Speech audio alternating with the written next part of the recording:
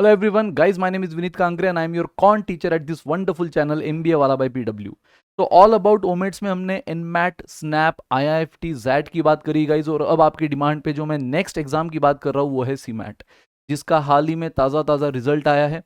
तो जो इस साल के एस्पिरेंट है वो भी अपने परसेंटाइल के हिसाब से कौन सी कॉलेज आप ले सकते हो, मिल सकती है, और कौन सी कॉलेज लेना वर्थ है उसकी भी बात हम करेंगे आगे। और साथ ही में जो नेक्स्ट ईयर देने वाले हो उनके लिए तो टेंटेटिव डेट जब फॉर्म्स आउट होंगे, एग्जाम का टेंटेटिव ड्यूरेशन, डेट, उसकी पैटर्न, सिलेबस, ये हर चीज़ की हम बात करेंगे। सो बने रहो, सीमैट की सारी बातें आज हम करेंगे। तो यस, व्हाट इज सीमैट, उसकी एलिजिबिलिटी, उसका एग्जाम पैटर्न, उसका सिलेबस, ये सारी बातें हम आज करेंगे। और सबसे इंपॉर्टेंट, सीमैट के स्कोर के बेसिस पे कौन सी वो टॉप 20 स्कूल्स है, उनका कट ऑफ, उनकी फीस और उनका एक tentative average package. Of course ये सारी बातें, जो एक फीस है, कट ऑफ है, पैकेज है, ये टेंटेटिव है। कुछ चीज़ें के लास्ट ईयर के हिसाब से ली गई है, कुछ चीज़ें अभी करंट ईयर के हिसाब से एक्सपेक्टेड ली गई है ना। तो उसमें 19-20 चेंज हो सकता है, तो उसके लिए आप वेबसाइट देख सकते हो उस पर्टिकुलर इंस्टीट्यूट की जो आप टारगेट कर रहे हो। तो यस गाइस, सीमैट क्या होता है? कॉमन मैनेजमेंट एडमिशन टेस्ट, जो कि NTA, national testing agency, conduct करती है, जो इंडिया में बड़ी बड़ी लेवल के एग्जाम्स कंडक्ट करती है, उसमें से एक सीमैट भी है गाइस।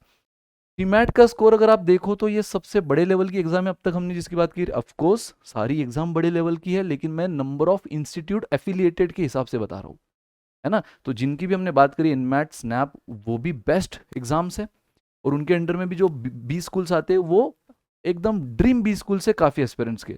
लेकिन मैं नंबर ऑफ इंस्टीट्यूट एफिलिएटेड के हिसाब से बात कर रहा हूँ। ये सबसे बड़ी एग्जाम इसलिए क्योंकि मोर देन 1300 20 स्कूल्स इन इंडिया इसके साथ एसोसिएटेड है, ठीक है, जो सीमैट के स्कोर को एक्सेप्ट करती है। लेकिन उनमें से भी टॉप 20 स्कूल्स कौन सी है उसकी हम बात करेंगे आगे, डोंट वरी। तो यस, हर साल वो जनरली मार्च और अप्रैल में होगी। यस, ऑफकोर्स आप में से कोई स्टूडेंट बोलेगा सर लेकिन इस साल तो मई मंथ में हुई है। देखो, पैंडेमिक की वजह से काफ़ी एग्जाम में काफ़ी कुछ चेंजेस हुए हैं, ड्यूरेशन हिला है, लेकिन अब सारी चीज़ें पटरी पर आ रही है, तो हो सकता है कि नेक्स्ट ईयर ये वापस से मार्च और अप्रैल में हो जाए, ठीक है।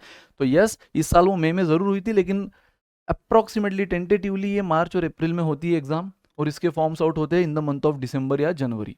तो यस गाइज, उसकी एलिजिबिलिटी वही है कि एक तो आप अपने फाइनल ईयर में चाहिए या फिर फाइनल ईयर कंप्लीटेड चाहिए, आपका ग्रेजुएशन एक अच्छे रिकॉग्नाइज यूनिवर्सिटी या इंस्टीट्यूट से चाहिए, जिसमें आप एक तो फाइनल ईयर में हो या फाइनल ईयर कंप्लीटेड हो।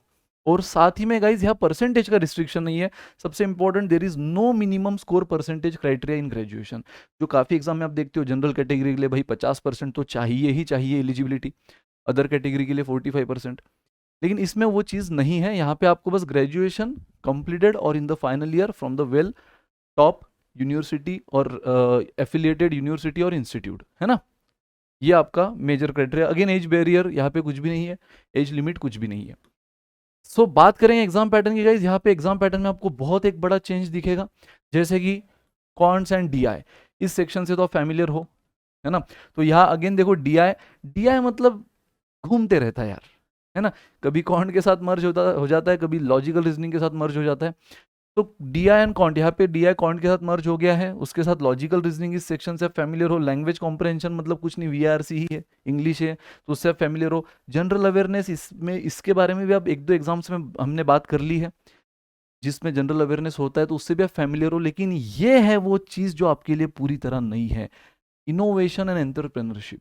तो यस गाइज, ये एक थेरोटिकल है, एमसीक्यू टाइप के क्वेश्चन, लेकिन पूरा थेरोटिकल है, मतलब आप उसका लोड ना पालो, अरे सर ये कम था जो ये आ गया, अरे इनफैक्ट इसको अगर सही ढंग से लो तो यार ये आपके लिए एक गेम चेंजर भी साबित हो सकता है, अगर इसको सही ढंग से प्रिपेयर करो तो। क्योंकि ज़्यादा बहुत कम टाइम में ये आपका खत्म हो जाता है, और फिर वो टाइम, बचा हुआ टाइम, आप कौन जैसे लॉजिकल रीजनिंग जैसे सेक्शन को दे सकते हो, जो थोड़े से टाइम कंज्यूमिंग होते हैं। और यहाँ सेक्शनल रिस्ट्रिक्शन नहीं है, टाइमिंग का कोई सेक्शनल रिस्ट्रिक्शन नहीं है, टोटल टाइम आप चाहे जैसे यूटिलाइज कर सकते हो, ठीक है, उसके आगे हम बात करेंगे।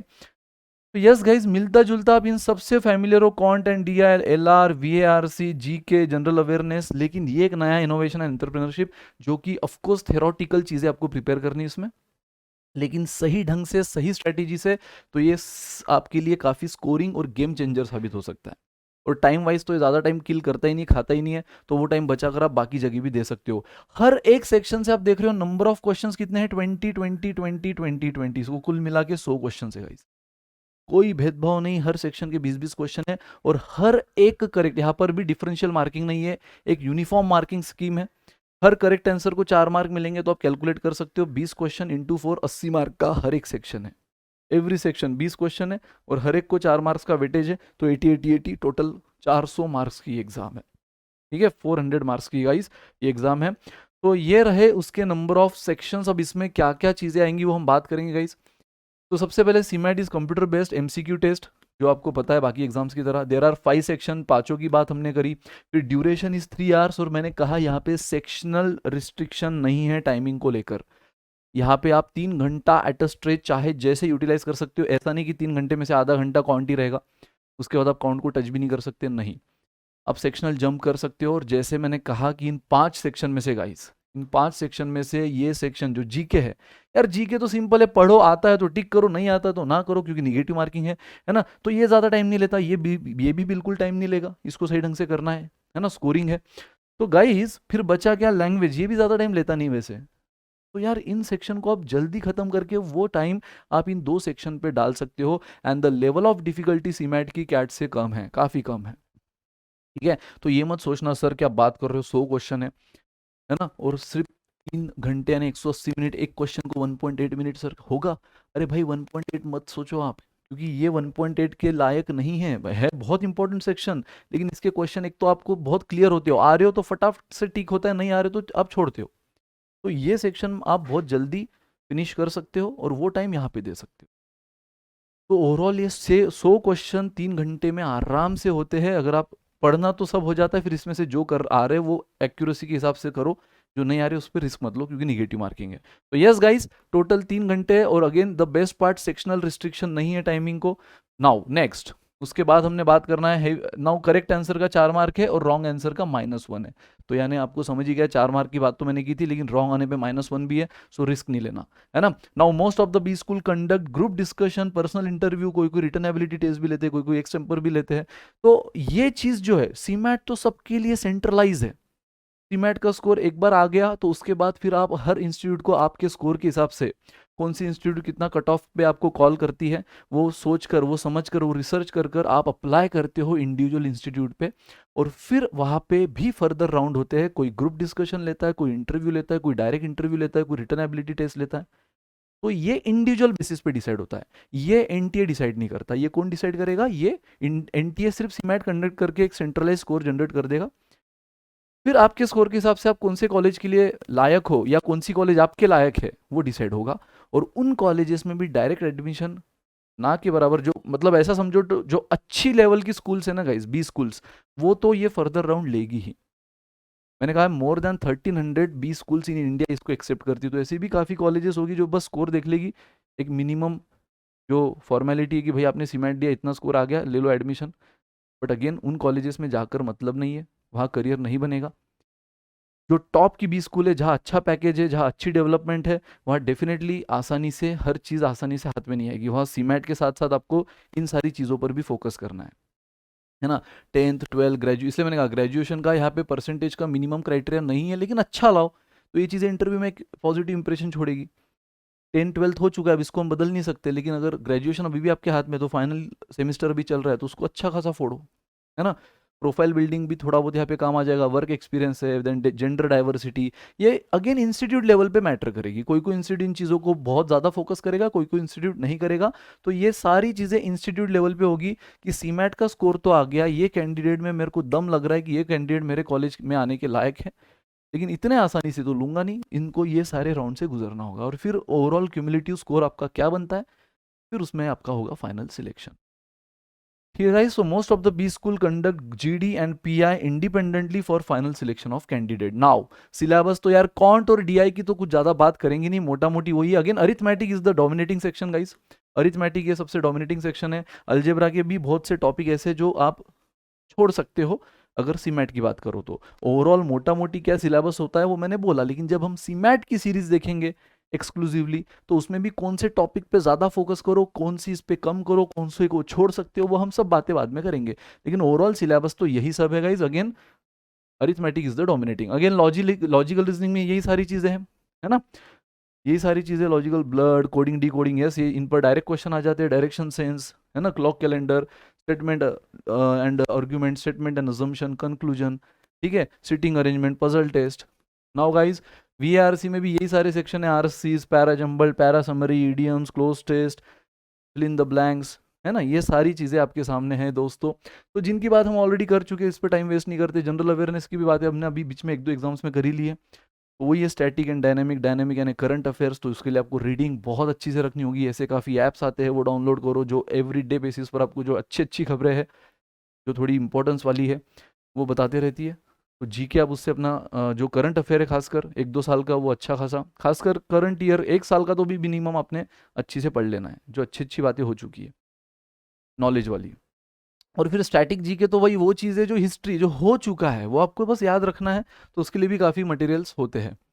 तो यस गाइज, ये सेक्शन की थोड़ी सी बात करेंगे। तो इसमें भी मैंने जैसे कहा ये थेरोटिकल है, ये एक बार आप सारी चीज़ों को समझ जाओ, इनोवेशन क्या है, उसके अंदर आने वाली टर्मिनोलॉजीज, उसके प्रिंसिपल, है ना, उसके उससे रिलेटेड काफ़ी कुछ जो प्रोसेसेस होती है, सेम एंटरप्रेन्योरशिप रिलेटेड उसके प्रिंसिपल, पॉलिसीज, टर्मिनोलॉजी, ये जब सब चीज़ें आप समझते हो, है ना, मोटा मोटी टॉपिक्स आपके सामने हैं, उसके तो मटेरियल भी आना शुरू हो गया है मार्केट में।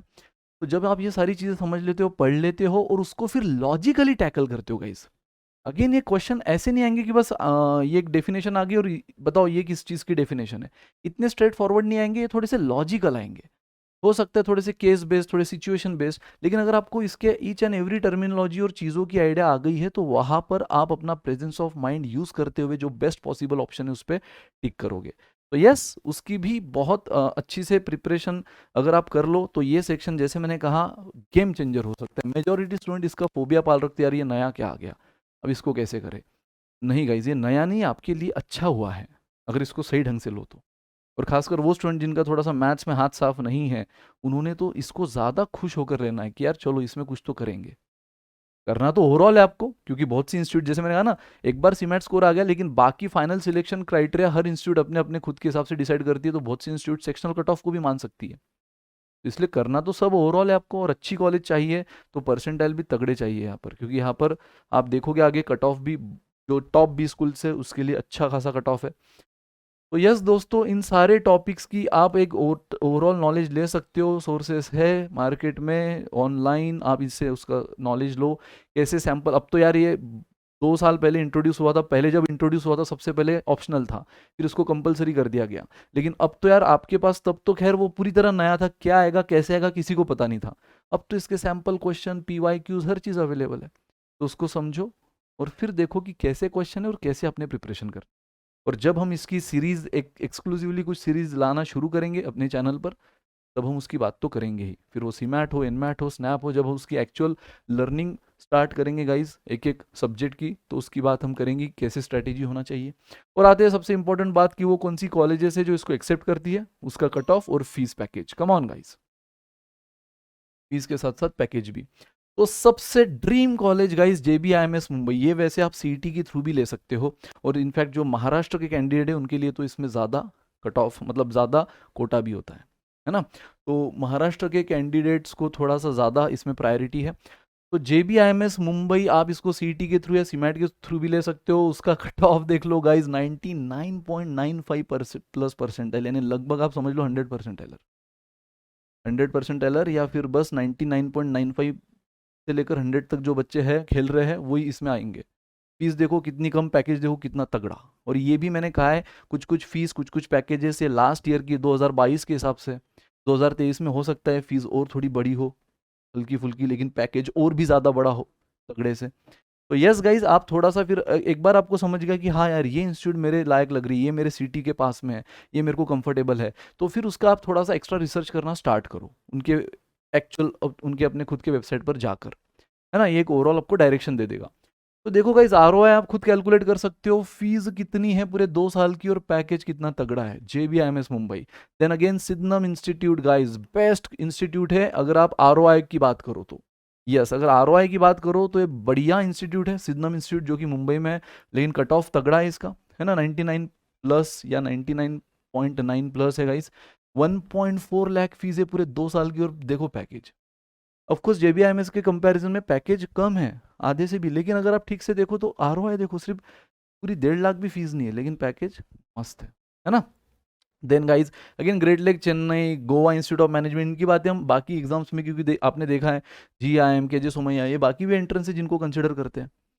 जैसे JBIMS भी CT को कंसिडर करती है, ये SMI सर डबल यानी कि सिद्धम इंस्टीट्यूट भी CT को कंसिडर करती है, महाराष्ट्र CT। तो यस गाइज इनका भी ओवरऑल क्या कट ऑफ होता है सीमैट का, उनकी फीस और टेंटेटिव पैकेज आपको दिया है, जो कि इस साल के हिसाब से और थोड़ा सा बदल सकता है। कई फीस में हॉस्टल फीस को भी कंसिडर किया गया, यानी अकोमोडेशन फीस को, है ना।